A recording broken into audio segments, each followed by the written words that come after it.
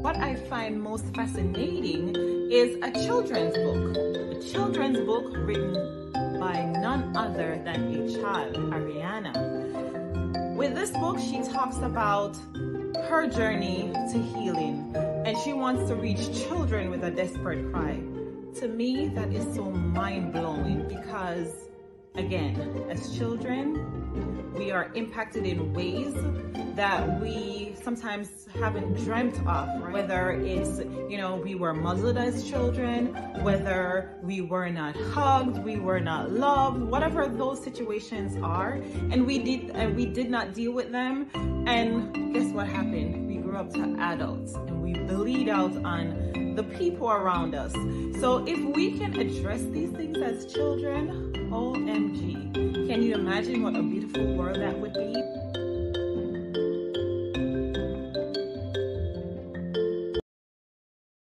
Her Journey to Healing, Reaching Women with a Desperate Cry is an 8-week Zoom seminar in which Kamala and Winston help women to start living their best life by rediscovering the image of God in their life. Kamala, a licensed marriage and family therapist, joins her husband of 16 years, an ordained pastor, to marry the clinical and the spiritual.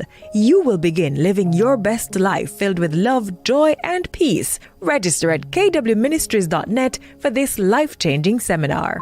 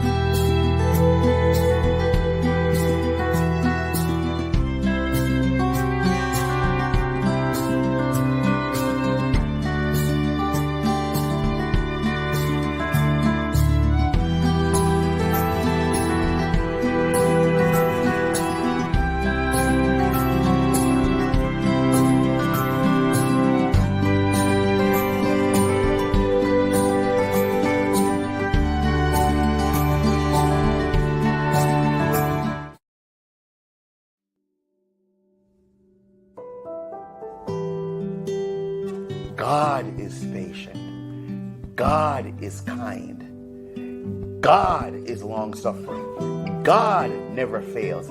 God always hopes. God always trusts. God always perseveres. God doesn't envy. God doesn't boast. God doesn't seek his own, but is always seeking what's best for you. God rejoices in the truth. That's right. God doesn't define love. God demonstrates love.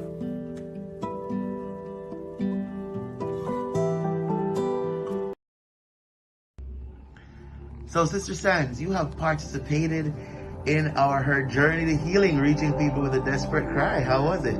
Awesome. It was a period like no other.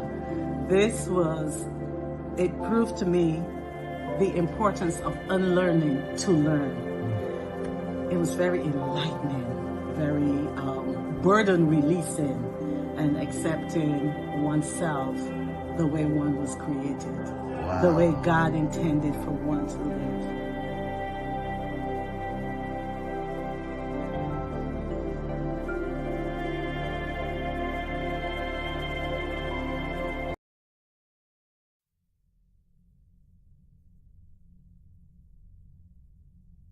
So anxious resistant. Now remember there were 4 categories, right? Mm-hmm. So anxious resistant kids were on the opposite end of the spectrum.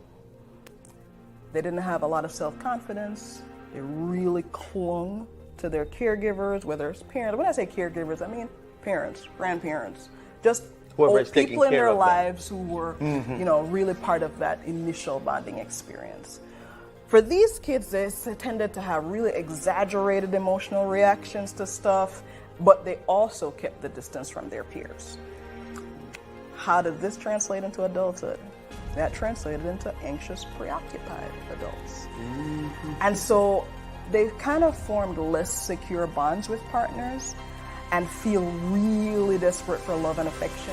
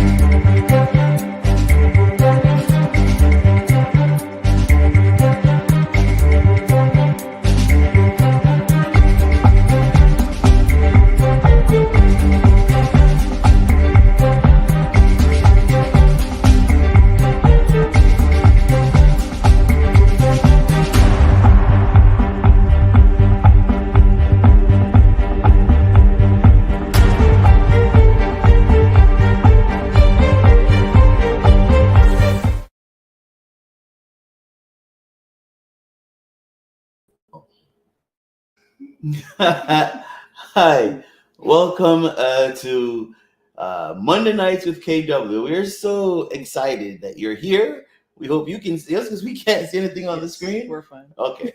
All right. So welcome. We're so excited and I'm grateful that you're here with us on tonight. We're super excited about what's happening on tonight, but we'll get to that in a second. I've been missing for about 2 weeks. How did you survive without me? You know, it was hard going without my sidekick, but we made it happen. I think we had some really good discussions in the weeks that you weren't with us. I watched it and it was really, really, really amazing. I wanted to join, and I would sneak and join in on the plane, but both these planes didn't have Wi-Fi both weeks, and so I wasn't able to join in.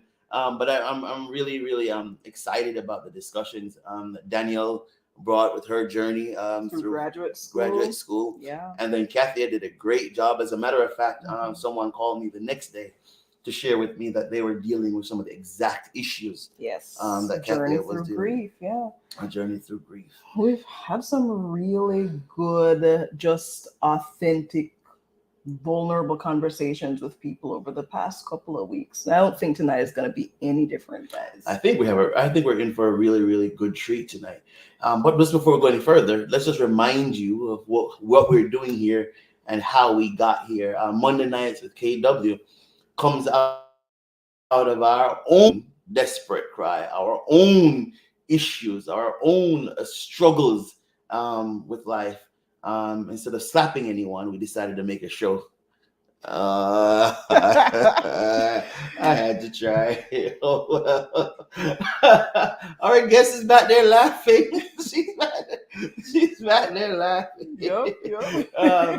So out of our own struggles, out of our own desperate cry, we created Monday Nights with KW, where as we are on our own journey to healing, we invite people who are on their journey to healing, or like in tonight's case, where we talk about a journey through therapy, we're going to speak with someone who deals with people on their journey through healing. And I'm interested to do a lot of listening to this conversation as you both go back and forth with this. I'm really interested in doing a lot of listening tonight. But we'd also like to remind you to please head over to our store at www.kwministries.net. And there you can find devotionals, you can find a coping skills workbook. And I'm really, really excited about this coping skills workbook. And again, you guys are going to say, he repeats the same one every time he's there. Yes, the one that says, look in the mirror and says, what's the first thing that comes to your mind? And then write it down and then decide, is that true or false? Why is that so important, Kamala? Why did you include that as a coping skill? Because what we find is that oftentimes we go with our first thought And the fact is that it's not always a true representation of reality. And so it's really important for us to be able to assess our thoughts, to challenge our thoughts. And that's what the workbook kind of does. It invites people into a moment with themselves, self-reflection. What do you typically think about when you think about yourself? What comes to mind first? So if I think I'm ugly, how would I deal with that? Well, first of all, I'm ugly, right? Where did I first get that thought from?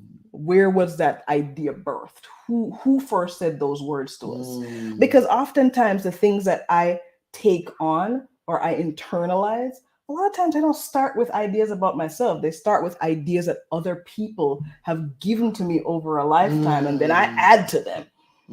And so, am I ugly? Or am I ugly because of a comparison that I've made to something or someone else, right? And so it's really important for us to kind of look at that in terms of what's this imagery? What's this thing that I'm comparing myself to that I don't quite meet? And is that a true thing to compare myself to? All right, so that's our coping skills book. It's just like having your own therapist with you along the way. We're not sharing this thing evenly, and I can't go over it anymore. You turn the camera. Okay. So we encourage you to go over to kwministries.net and check that out. The other thing, the book that we're really, really, really excited about, more than anything else we have in that store, what we're really, really excited about, honestly, is My Journey to Healing: Reaching Children with a Desperate Cry. Our daughter, Ariana, she was diagnosed with Crohn's disease. And one day I said to her, hey, would you write a book about your journey? And so she did it. We asked her to do it. So I asked Kamala, could you look it over so you can edit it and stuff?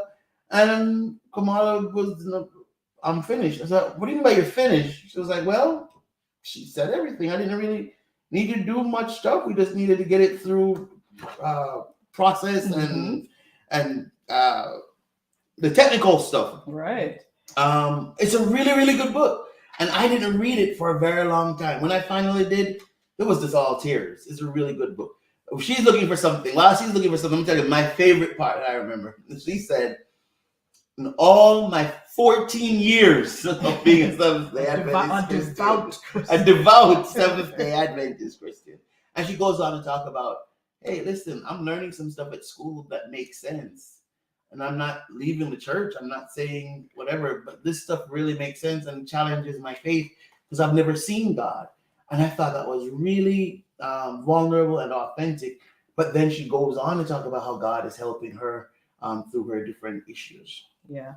There's a section in here where, and this is kind of coming back to what you said about how I was like, I don't need to edit this book. So how about this young lady was writing about neuroplasticity and how coping skills are going to enable her to be able to really learn new skills and use them in new ways. And I was like, first of all, we didn't have a discussion about this. She is on top of it. This is such a great book. We're so excited about it. No, we're not just biased parents, guys. I'm biased. This is a real, not just, I said. Oh, not just, okay. So there is some bias there, but not just I'm bias. But it's really good. And one of the things, though, is, and she talks about her own struggles with mental health. She talks about her own struggles, her own anxieties. And I think, Kamala, you have done a really, really good job in giving her tools where she can use at school when she get anxious and so forth and so on. Anyways, so please go by the store. We have mugs. Real quick, gotta show off the mug. We have mugs and totes and all kinds of stuff. Go by kwministries.net. Now tonight, we want to go ahead, Mom. Do I get to talk about the blue? So I always talk about this because it's the little things that make some things just kind of stand out for me. I don't know about you guys, but something about a two-toned mug. Do you see how pretty that is? I love this mug. And honestly, I feel like it's a good reminder, the label on it says the journey to healing. And it's a good reminder every time you take this mug up, you drink from it. It's kind of a reminder that we're all in process. You sound like a real salesperson. Listen, I like the stuff. Okay, so I'm excited tonight because we want to give away some gifts. Our guest has written 2 books. More than 2 books. We want to give away 2 tonight. We want to give away one to the men.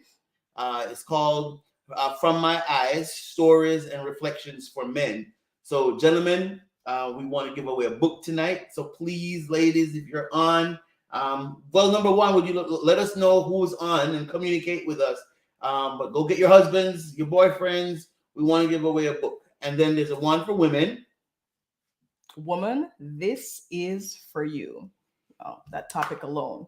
We want to give that away also. And by the end of the program, Anna Kay will tell us who the winners are, and we will get those out to you. So you have to be in the comments to be in the running for these giveaways. Yes. So you got to say something. So we know who's there. Exactly. I know it's great to hang out, but we want to hear from you too. Yes. All right. So we're really, really excited. We're going to introduce our guest first, and then we'll bring her in. That's how we take a break and bring her in. All right. So guys, we're super excited, as we always are, but more so tonight. We are talking with Novia Reid tonight. And Novia is not just soon to be Dr. Novia Reid. Let's put some respect on her name. Listen, so soon to be there we go. Dr. Novia Reid. And soon to be Dr. Novia Reid is not just any ordinary person. She is a psychotherapist in regular practice. She also does life coaching. She does seminars. She's been a keynote speaker at several events. She's a preacher. She just preached today's Monday. She just preached Saturday in Miami, North Miami. There you go. She has written articles, as you mentioned before. She has also authored 3 books, actually. And so the 2 that are in she does workshops, seminars. Yes, workshops, seminars. The only book that we didn't mention tonight is Just You and I, Devotions from the Heart. She also offers a really interesting 90-day coaching program called Regain Your Core. So I am super interested to hear about Regain Your Core tonight, as well as all the other things that Novia is working on. You're not letting her give away her stuff, are you? Okay, let's subtract a little bit. All right. So we're excited. Please go get somebody, go call somebody, tell them they need to be on as we go on a journey through the world of therapy tonight. We'll be right back with Dr. Soon-to-be Reid.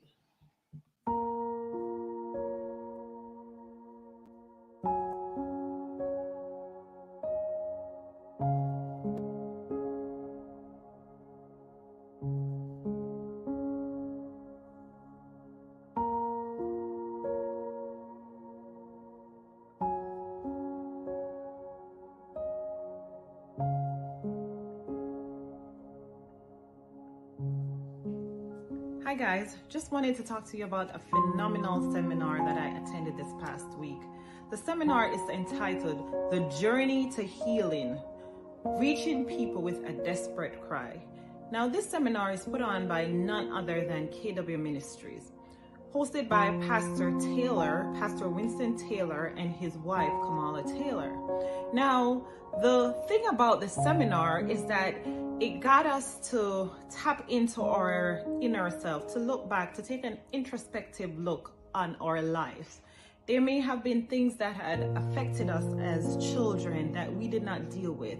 And because of that, it impacts how, we live our life today. As children, we are impacted in ways that we sometimes haven't dreamt of, right? Whether it's, we were muzzled as children, whether we were not hugged, we were not loved, whatever those situations are, and we did not deal with them. And guess what happened? We grew up to adults and we bleed out on the people around us. Now, this seminar is very good in helping us to find a unique approach of how to experience authentic healing. So again, please reach out to KW Ministries. You can reach out to them also at their website, www.thejourneytohealing.net. Why don't you reach out and tell me your experience? I hope it was great, or it will be great as the one that I just had. Thank you.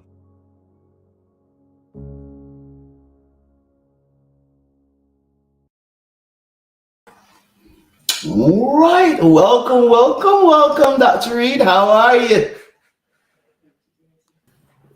Am I muted? Yes, you're doing good. How are you doing? I am good. How are you? We're doing well. We're doing Super excited, obviously. yes. Now We're super we're excited. in this section Yes, of things. Yes. So, Doc, you preached this past Saturday. What did you preach about? I did preach. I preached on a familiar story called The Prodigal Son. But normally when at least when I've heard about a prodigal son, it's usually on, him coming home and just the overall, celebration of him coming home and him being lost. And, and God gave me the idea for it. He just really gave me a different perspective to really highlight the strengths of the prodigal son, because I had this thing of, labeling him as a little, immature and making that foolish decision. But really, God just really inspired me to take a deeper look at him and to help me realize that he had a lot of strengths. Like, he had courage, he had faith, he took risks, and just really the part of it when he came home, like, he apologized to his father. He also confessed his sin to his father. And as a young man, those are things that we struggle with as adults. So really, those were things to really applaud him for. And then the main part of it was really what the father did, not so much as the celebration, but the fact that he actually welcomed him with love and compassion. And so I broke down what that looked like, the love and what compassion means, and how a lot of people really struggle with coming back home to God or to people because they have this fear that we may not receive them with love and compassion, but we may receive them with guilt, with criticism, and things of that nature. So, good stuff. Yeah, that was the word. That's a good word. That's a good word. That's a good word. Gosh, that really hit home for me when you said that just now, just in terms of, worrying about how I'm going to be received. That's a big deal for so many people. Not just that worry. Wow. Well,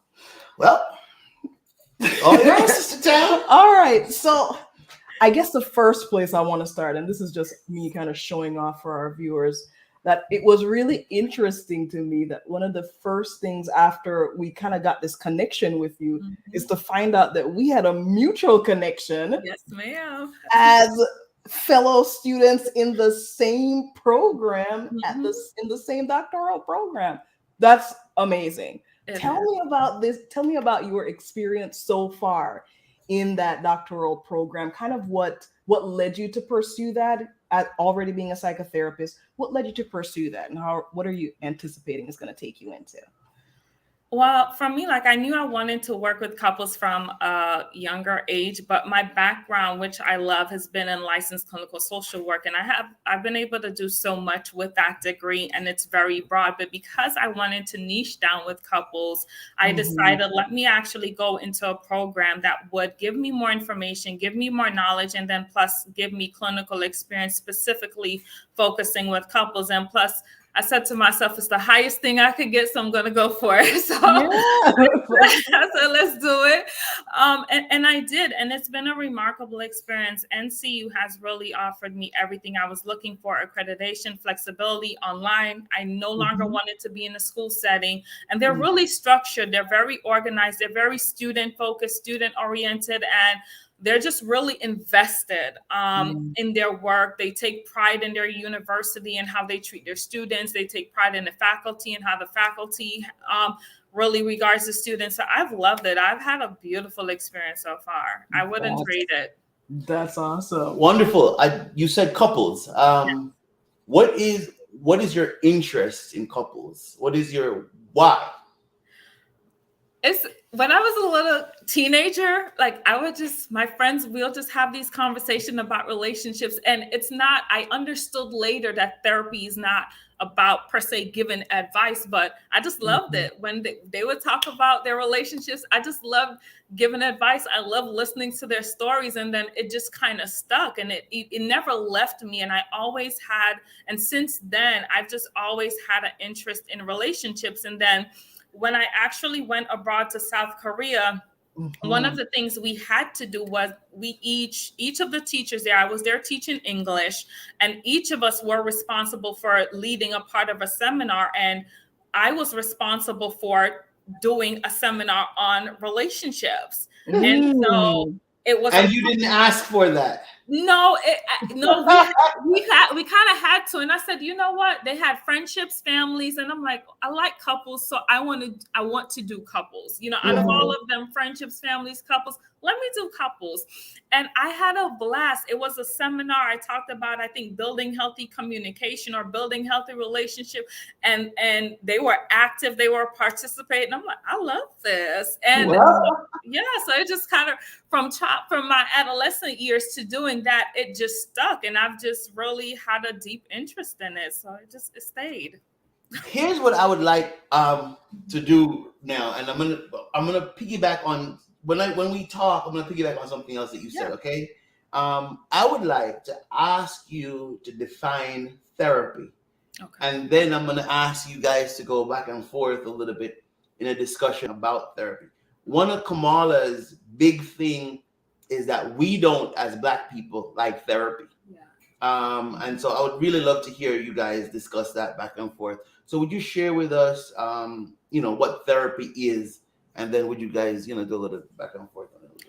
So for me, like, therapy is just really an opportunity. I know we may think of it as sitting down in a chair, but really therapy is just an opportunity for us to really explore our thoughts and beliefs and our attitudes, and really how they will, and our experiences, and how they shape our current lives. And if they're not shaping it in the way that we desire, to really help us assess those attitudes, beliefs, and experiences to help us really achieve the desire that we want, and the outcome in the life and the relationships that we want. So it's really a place to self-reflect. It's an opportunity to self-reflect on experiences, on trauma, on our own ideas. And Kamala said it earlier when she was talking about the book, that it really challenges, that the coping skills book really challenges your thoughts and ideas. And really that's what therapy does as well. Therapy challenges your beliefs, your ideas, your attitudes, and your experiences that may really contradict with the life that you really desire for yourself and the relationships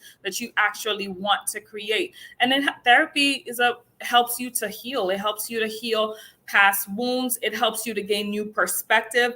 Because one of the things I think the biggest stigma with therapy is that you have to be crazy, that you have to have a problem to go to therapy. No, you can go to therapy without having a set problem per se. You could just maybe want to get maybe more insight on a certain issue, or learn better skills and to communicate. So I think just our idea and our approach to therapy can help us, if we shift it from a problem perspective to say, I have a problem and I'm suffering, to I want to gain something from therapy, and therapy can be really beneficial for me without being crazy, then more people may be open to it. Yeah, I really love how you talked about that, Novia. So one of the things I was thinking about as you were kind of sharing that, I was thinking about not just the stigma that is within communities of color, but also kind of the stigma that comes along with being a Christian and a person of color as it relates to therapy. What do you think about that? I have seen so many things that if you have Jesus, that you don't need therapy. And that's really misguided. Because when you have that idea, and when that idea is promoted, it really shuns people away from getting healed. And my simple answer to this is, God created me and he led me to be a therapist. So if he led me to be a therapist, then clearly Clearly, he had a purpose and a plan for me to help people. And this is a thing when it comes to therapy. Therapy is an avenue and it's a journey and a process. And of course, I always tell people this. God can, not always, but I've said this. God can heal you from depression now if he wants to. He can heal you from anxiety now if he wants to. He's God. But there's something that happens when you go through the journey where you learn certain things about yourself. If God just healed you now, what would you learn? If God just snapped his finger and said, be healed, what would you understand about yourself? You would experience the outcome without receiving the journey. And it's through the journey that we learn. It's through the journey that we grow. It's through the journey that we become better. So I think that we have to work on embracing a better idea about it, because I think a lot of Christian people are not seeking therapy because they believe, and it could be promoted within their church, that if you have Jesus, that you don't need therapy. Jesus invented therapists. Yeah, I like that. Jesus invented therapists. So he wants us to go. But again, I think the biggest thing is what you gain through therapy is phenomenal. And it's not just to help you through a situation. It's to really build on your life and create better relationships. And the other thing is what you learn in therapy is not just for yourself. It can help other people as well. And when they ask you how you did it, you won't be able to say, well, Jesus touched me. No, you'll be able to say, this is what I learned. I learned how to listen better. I learned how to self-reflect. I learned how to look in the mirror. I learned how to assess myself and see areas of growth. So that's what you're able to do with therapy. Yeah. Let me ask you a question. And share. My thought is this. Christianity, religion, us, where I think all three of us here are Seventh-day Adventist Christians, denominations give people an opportunity to hide. And here's what I mean by that. The woman at the well in John chapter 4, Jesus begins to do therapy on her. He begins to engage her in self-reflection. And the first thing she does is she says, you worship in Jerusalem. We worship here. I believe that the church, religion, gives people a place to hide from dealing with themselves. And so we hide behind doctrines, we hide behind various stuff. What are your thoughts on that? I want to know, does the church understand that?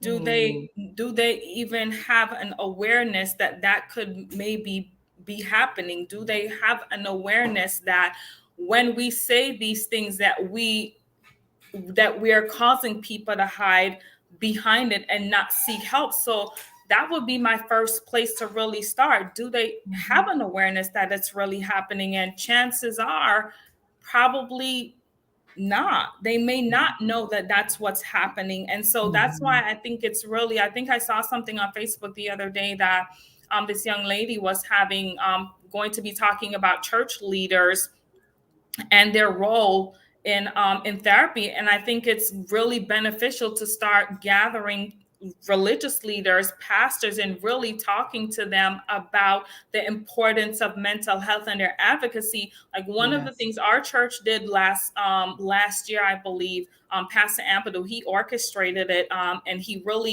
he allowed us, different mental health representatives, to come in to talk about different topics. We talked about grief. We talked about depression. We talked about empathy. And when I say that it was really liberating and healing, it was. And I think in some ways it broke down the stigma and made way for people to really come through and really be more receptive to therapy. But Pastor Ampadu has a wife, and she's in that field. So she knows it, I think. So I'm sure that she contributes to that insight and that awareness to the need of it. And so when I think of her and her role in her role in his life, then I think of, maybe it goes back to what I said, awareness. Do they really know? Because I do believe that he may have a deeper awareness because his significant other knows it, advocates for it, believes in it, and has an awareness of it. So your argument then is that those who are in leadership needs to be more aware And of the need educated. and educated. And one more thing, Kamala, is I wanted to say, as you talked about the skills just now, that is, you know, I don't know if it's a dichotomy of Jesus touched you or it's Jesus touched you, therefore you're able to go through this process. It is that touch of Jesus that brings you through that process. It's not when Jesus healed a man, he said, now pick up your bed and walk. That was that process. Yeah. And so just in the same way, therapy is one process that Jesus uses to heal us. I think about it all the time from the perspective of how do we think about medical treatment as opposed to mental health, right? So we do believe that Jesus can heal us from all kinds of ailments, and he does. But if I have a broken leg, I still seek a practitioner, right? And we ask Jesus to heal us through that practitioner. Exactly. Run against, and nobody, you can tell me if this is your experience or not, is that people have learned to value physical health over mental health. Would you say the same? That's what you've encountered? I've encountered their value, but I think part of the value goes, I think now more than ever, I think because people are aware of its benefit, they're valuing it more. So it's really hard for me to say that they don't value, because people see the automatic need for a medical. When you have your wrist is cut, you see the blood, like, you know, it's there. So you know automatically you have to go get treatment. But I think now that people are more aware of it, I think they're valuing it a lot more. And because we've seen the outcome of mental health and what happens when it's not treated, we've seen so many episodes, especially like during the pandemic and what's happened with depression, with anxiety, suicide rates, all of those things we've seen. So I think it's hard to value something when you don't understand it fully or the benefit of it. And so I think people always more readily saw the benefit of physical health versus mental health. But now that everything is a little bit more open and we're seeing the struggles of people and we're seeing the repercussions of it, then we're now able to more understand the value of it.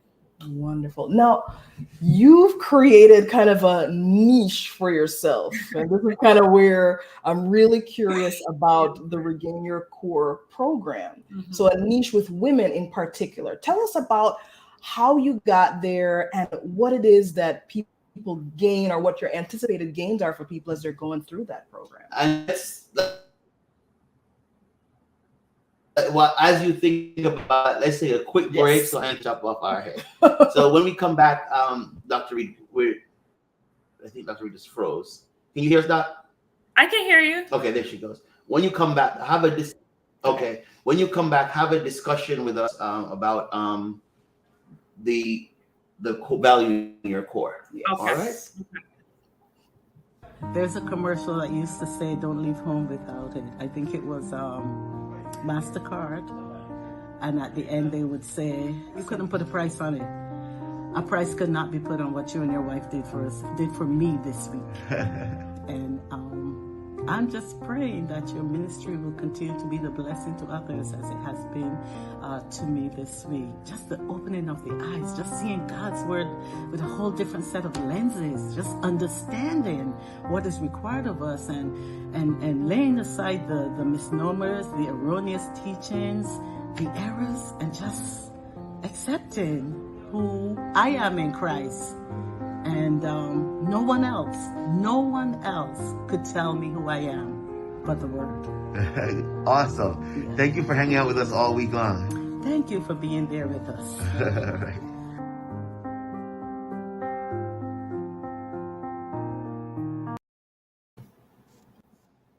So, Doc, talk about the inner core and the program. But before we get there, I think Kamala wants to know, well, where do you see the need for it? Where did the need for it come from? Arise. Okay. Well, The need really arose actually while I was doing my internship, and I found myself working with just a lot of different women who had lost their identities, like women who were just struggling with themselves, with who they were. And that really came from, traumatic relationships or a major setback or a breakup. And it was actually, I remember it vividly because I was in the middle of a session and we were talking about values, and instantaneously the 3 words, regain your core, came up in the session. And after I processed everything, and later God says that I want you to build a program around that, because there are so many women who have lost their identities, who don't know who they are anymore. Like, they've lost themselves in relationships, they've lost themselves from trauma. And God just put it in my heart to really create this program. And so I took my background, my experience as a therapist, my background as a social worker, my specific experience with these women, got perspectives, got feedback, and really took the time to create and build a program that's completed in phases. And really the whole purpose of the program is to really help women heal their heart, heal their character, and to really heal their beliefs. Because those are really the 3, the core, really. That's where regain your core comes from. That's really the core of our identities, really our heart, our character, and our beliefs. And so really that's where it came from. It wasn't something I planned to do. I'm still with couples. That's my niche, but God is just really saying, and I think just talking to women, and from the post, like, I see the need, and I didn't really know that there was so much a need for it. But when I see women posting and women saying, I don't even know how I am anymore. And like, I remember this posting somewhere, and this woman asked me, well, how do I get back to me? And so really that's what it's really about, like helping women regain their identities and who they are. I noticed something. You said character, you said belief, you said heart. You didn't say anything about physical appearance. Nope. Yep, that's it. Yes, ma'am. I get it. That's because that's a part. We're physical, but the core, the definition of core is the central most important part of a thing. And so when I'm talking about the central most important part of who we are, it's the heart, it's the belief, and it's your character. Those are the 3 most important things. And those are really the things that really define who we are.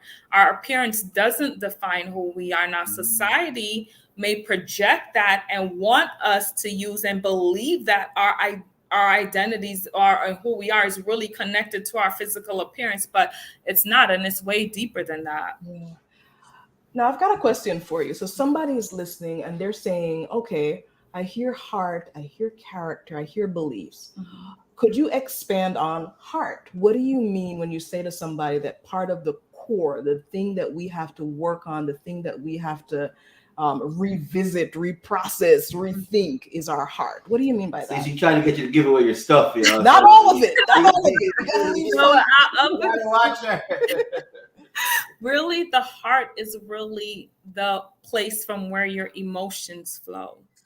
And so really, if your heart, the source, is really conflicted and unhealed, really then from that is going to flow unhealthy emotions, and it can sometimes be irrational emotions, like you won't, and it's connected to beliefs as well, because what you think really transitions to your beliefs. So when it comes to talking about healing beliefs, women who've lost their identities may commonly have like limiting beliefs, untrue beliefs about really who they are. To them, it's true.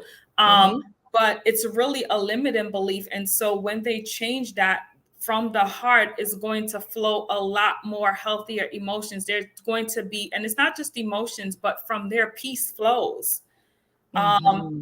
Stability flows from there. So when, like I say, the heart, that's what I'm talking about, like emotions and being in a center and being in a place of peace.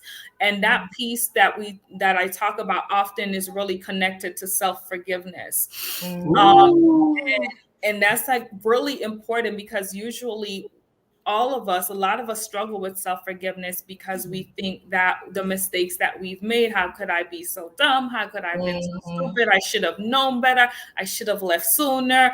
And so we face all these things, and then the heart is in conflict. The heart is miserable. Our hearts are uneasy. Our hearts are on edge. Our hearts are guarded. Our hearts second guess. All these things happen within our hearts because we don't have inner peace and because we haven't forgiven ourselves. So, yeah. Let me ask you a question, because I know Kamala wants to ask about the belief and character, but you mentioned a word that I want for you to explore a little bit with us is emotions. How important are our emotions to us? So, for example, and where I'm coming again from a church perspective with that question, whereas as we, many of us try to shy away from emotions. You're being too emotional, or how important are our emotions to us in being healthy people? It's important. It's really important. And I want to tap into Brene Brown here, because Brene Brown talks about vulnerability. It's really important for us not just to we all have emotions, but it's really important for us to be aware of what those emotions are and what they mean. But I think a challenge for us is we don't like to sit with our emotions. We don't like to, right? Especially if they're uncomfortable. Ooh, yuck. Yeah, it's hard. And it really goes back to, well, for me, I linked it to something you said earlier about looking in the mirror. It's hard for us to look in the mirror, just as how it's hard for us to look at our emotions, because we're scared of what we feel. We're taught to be fearful of what we feel. We bury what we feel. We minimize what we feel. And we think we're doing ourselves justice, but we're not, because what happens is when you bury your emotions, when you don't address them or don't try to heal them, if they're negative, really, in a sense, it boils over and it manifests itself in relationships, in your work, in unhealthy ways. So emotions are really important. And, we have to come to a place where we don't bury, but we welcome. Welcome doesn't mean you have to love the emotion. It doesn't mean you have to stay with it, but you have to be able to welcome it, to heal from it. And so we just have to get to a place where we welcome our emotions and not attach our worth or our identity or our progress to, I'm feeling this way. And basically what I mean by that is just like, okay, if I feel like, like today is horrible, or that coworker is bad, like I'm a bad person because I feel that way. No, we're entitled to feel that way. So you can feel that way. So one of the ways that I've really learned to really be better is to learn to sit with my emotions and not equate sitting with them to loving them. It's not. So that's what I would say. I also heard in that, and you can tell me if I'm right, wrong, or indifferent, but I also heard in that we form beliefs about ourselves, sometimes based on those very things. I feel bad, therefore I'm a bad person. Is that part of kind of how you're talking, how the section on beliefs kind of works its way into your program? Yes, and it really ties back to really guilt too, because when you first asked about the prodigal son, I'll tie in this example. When we say we feel guilt and shame, if we make a mistake, shame is really like almost attaching ourselves to that, to say like, I'm a bad person because really I did this thing, as opposed to maybe guilt is just like a remorse or sadness, like over a decision. So it really does play a critical role in that. And I think in terms of the program, one of the first really key ideas is really identifying what beliefs do I have, and where did you get those beliefs from, and do these beliefs align with the person I'm trying to become? And then if they don't, because you will have some beliefs that are in alignment with who you are and who you want to become, but then again, you have some that aren't. And so how that ties into the program is really identifying what beliefs are true to me right now, and the ones that aren't true, then how can I get them into alignment to the person to the woman I actually want to be? And when you say beliefs here, because back to John 4 and that woman who believed badly about herself. Mm-hmm. Therefore, she buried her beliefs in religion. When you say belief system here, are we talking about believing about yourself, or are we talking about believing in a systematic, corporate way? Define belief here for me. Belief is the thoughts and ideas that you have about yourself in this context. In this context, other corporate and different things, but for this purpose of this conversation, it's ideas and thoughts that you believe to be true about yourself, or about your experiences, or about your life. But I don't like believing about myself. Believing about myself is being arrogant. Is being focused on me. I'm being selfish in believing about myself. Oh my gosh! Oh, I had this conversation with. I was talking to my sister the other night, and she was saying, we were having a similar conversation, and she said, I said, you have to serve you. And she said, that's selfish. I said, okay, but you're about serving, right? Your ultimate goal is to serve. How can you serve in the manner that you desire to serve when you're not serving yourself? And I realized it was her thoughts about serving herself that really caused her to see it as selfish. So if it's our ideas about certain things that cause us to really approach therapy and other things in a really negative light, because she saw serving as selfish because of her belief about serving. And if you see serving yourself as something that's necessary, that's helpful, that's vital and worthy to you, then you will no longer see it as selfish. That's right. Absolutely. And then you will serve others better out of the overflow. Exactly. Exactly.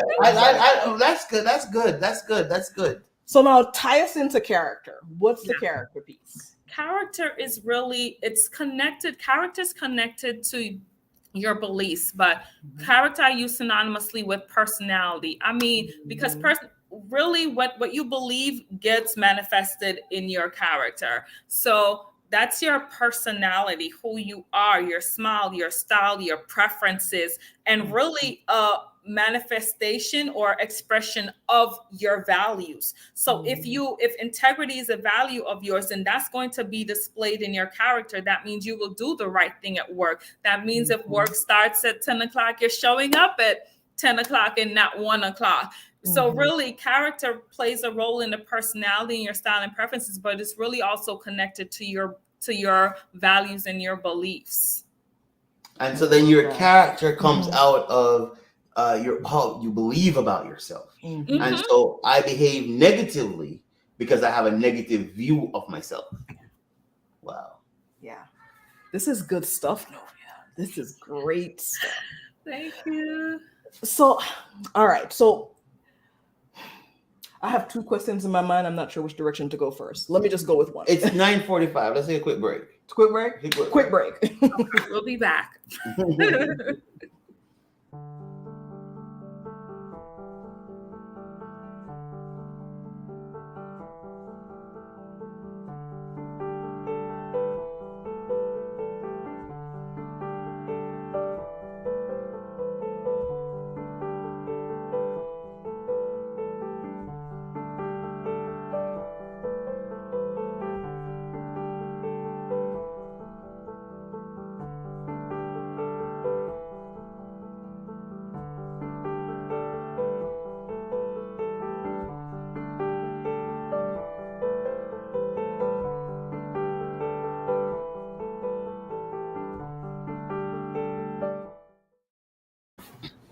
All right, Doc, let me real quick, and I know Kamala is dying for this discussion, so let me ask the question and then you two go at it.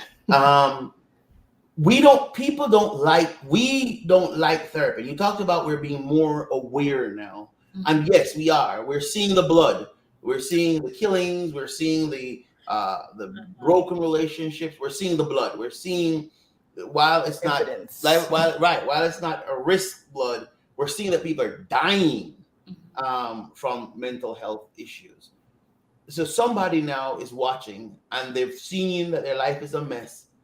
They're seeing where they're out of control. The last 2 years has been hard. Yeah. It has been difficult. It has been a grown man got up on national television and assaulted another man. It has been hard. And no matter how much money you have, how much fame you have, no one is exempt from what's happening to us. Somebody is contemplating, do I need therapy? Should I go into therapy? What are you saying? Could you both minister to that person right now? I think I would first say, just kudos, credit to you for I applaud you for just being able to willing to have that conversation with yourself or with someone else, because I think it goes back to awareness, and just for you to be able to have that conversation with yourself is huge and should not be taken lightly, because that means something is clicking in you. You're sensing something, you're realizing something that's causing you to really ask yourself that question. So I would say that's amazing. If you ask yourself the question, do I need therapy? Should I get therapy? Likely, we ask questions. Questions emerge from a place. They don't just come out of nowhere. We ask them for a reason. So something within yourself, within ourselves, happening with us that causes us to ask that questions. And if we have to ask the question, then chances are there's a reason to go. Because even if you go, one of the best things that can happen is that you can work on your healing, you can gain perspective. And I would focus on what's gaining, because what I really was thinking about saying was that not the worst that can happen. There are a lot that could happen, like if you go, but if I'm focusing on what the best thing is, if you do go, think about what you could gain if you go versus not going at all. We in life, sometimes we think about, we think about the gain, but we think about the loss or what I could lose if I go. But think about what you could gain if you do go. So if you're asking yourself that question, when we ask ourselves that question, I would say consider ask yourself, like, what's the benefit of me going? What could I possibly gain from going? And yeah, we can go with that. Talk about some of those gains. Some of those gains, wow. The first thing that comes to mind, honestly, is, wow, what a great opportunity to honor my need for self-care. Self-care is kind of a catchphrase that we throw around for lots of things. I'm going to go get a massage. I'm going to go to the sauna. I'm going to, do these things. But true self-care is about recognizing that there's a need and acting on it in a way that's positive for me. And so being able to honor my needs is a great move for us to make, because it shows that not only are we ready to take that step, but that we're willing to put ourselves in a position to do work to get there. So it's like there is this psychologist that I listened to many years ago. He was talking about emotional hygiene, and I thought it was such a great concept. And he was talking about, he made the comparison. There was this 5-year-old kid who scraped his knee immediately to go to the bathroom, get it washed off, and to put a Band-Aid on it. And then he said, what do we do about our emotional hygiene? What do we do when we realize that we have a bruise that's not visible to the physical eye, but it's nonetheless there?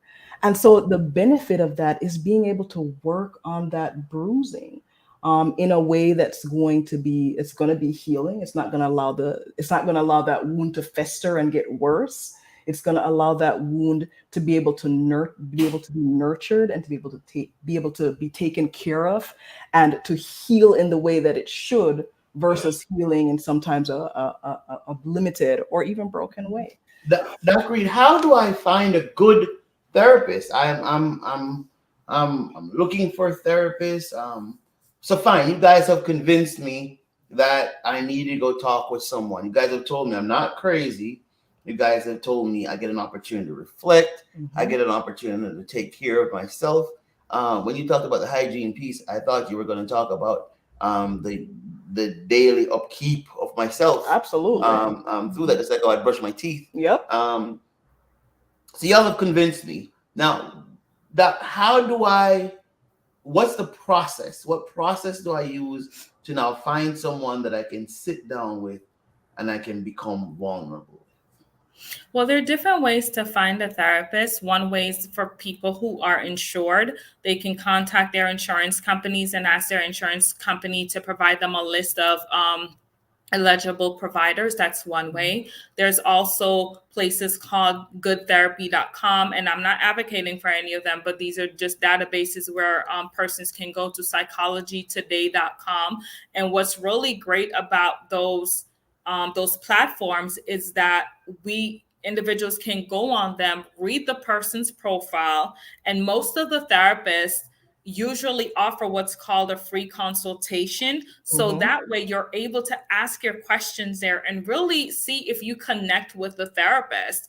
And it's usually, a lot of therapists offer it at no charge, and that's really a great time. So it's important to make, especially for individuals who've never sought therapy before, they can consider what's important for me in a therapist. Like, what do I need to help me through this? Do I want somebody? Some people a man may want to work with a man. A woman may want to work with a woman. Some of them may want them a specific experience in this certain field. So it's really good to ask ourselves, like, what's really important to me in a therapist, and what questions do I need answered that would help me make a decision about whether or not I want to go with this therapist. So let me ask you a question. I want to stop you just to ask you a quick question.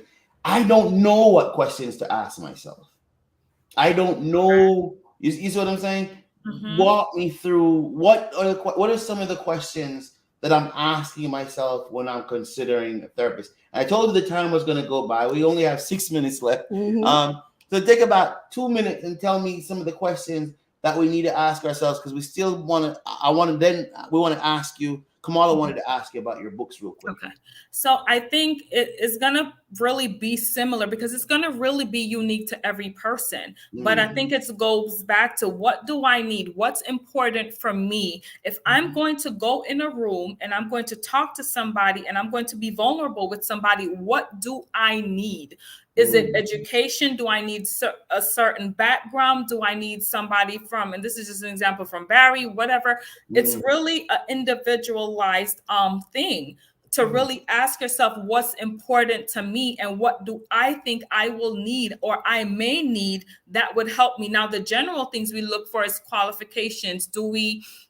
Is that person in my niche? If I'm going for individual therapy, does that person specialize in individual therapy? If I'm going for couple therapy, do they just do couple therapy, or is it something that they specialize in? You can look at years of experience and look at their style. A lot of therapists, so these are questions that we can ask. What is your therapy style? Do you have any specialties? What's your experience? Because every therapist usually have different modalities, which is different ways of practicing therapy. So those are 3 questions people can ask. But in terms of yourself, I think it's a good thing when we can ask ourselves, what do I think I need? And I'm going to give people credit that they know what they need. They may not have thought about it before, but I believe people know what they need. It just may require them to think about it. What's going to be important for me that I'm going to think that's going to help me get the most success out of therapy? I would also add, and Novia, I don't know how you feel about this, but I would also say to people, it's okay if it's not the right fit. The first time. Yeah. You can always say, okay, this doesn't fit well for me. This person doesn't mesh well with me. That doesn't mean that I won't mesh well with somebody else, or a different therapy experience won't work better. So don't be afraid to be able to say that. If you found this first therapist and you're like, nah, that doesn't work for me, that's okay. A doctor who works with heart, Cardiologist. a cardiologist, Yeah.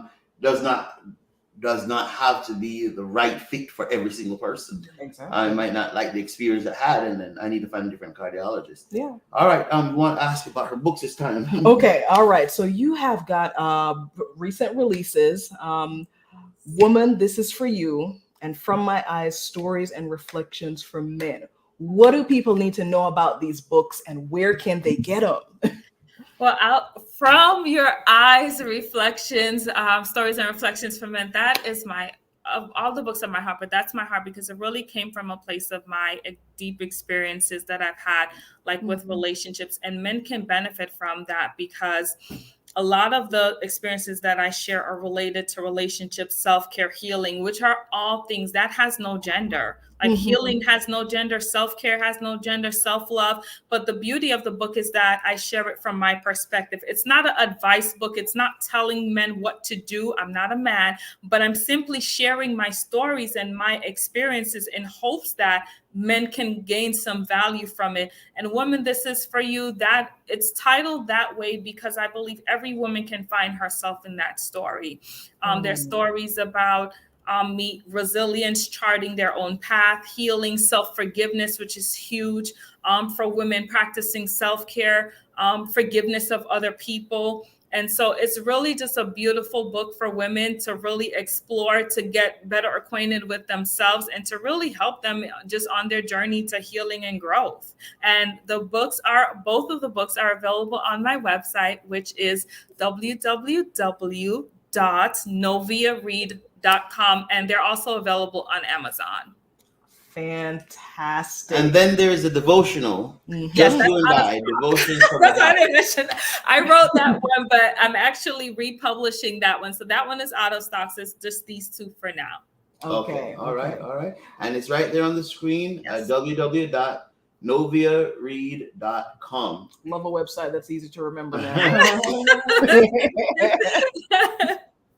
Well, we told you the time was going to go by. I know. Well, you didn't ask this, but almost everyone that has come on has said, what are we going to talk about for an hour? And I always say to them, you're going to see how quickly that hour goes. I didn't even ask because I just knew. No, it was such a blessing having you on. My takeaways is, number one, if I need therapy, I'm not crazy. In my case, I need therapy because, there's some screws, there's some stuff. So, but I know that, but just because I need therapy does not mean that I'm crazy. Yeah. Actually, some would argue that to say we don't need therapy is what's crazy. Yeah. I'd be in denial. I'd be living in a delusional world. And some would argue that when Kamala goes down her little book, what's it called? Your DSM. The DSM book. That there might be something on there for being delusional and for living in denial. It's in there. Okay. So I didn't make that up. Okay. So that's what crazy would be. Therapy is really, really important. Yes. We have all been through serious trauma over the last 2 years. Yes. And then right after that, a war. And you might think, oh, that's Russia and Ukraine. No, that's you. Yeah. You have to read about it. You have to see it. It hurts. We're experiencing it just the same. We have dealt with loss. If somebody didn't die for us, somebody who we know or somebody who we know, somebody we died, job loss. There's so much that's happened to us over the past 2 years. It doesn't hurt to go and sit with someone and talk with them. And then my other takeaway is, Jesus touches through therapy. Yes. Just because I'm a Christian does not mean, Jesus said, I'm not praying for them to come out of the world. I'm praying that you'll protect them while you're in the world. And one of the tools that Jesus uses to protect us while we're in the world is therapy. I could stretch it. Forsake not yourselves with the assembly of the brethren. Now, yes, if we're gonna do an exegesis on that. Somebody's going to argue with me and say, that's talking about church, going to church. But it's also talking about accountability. Mhm.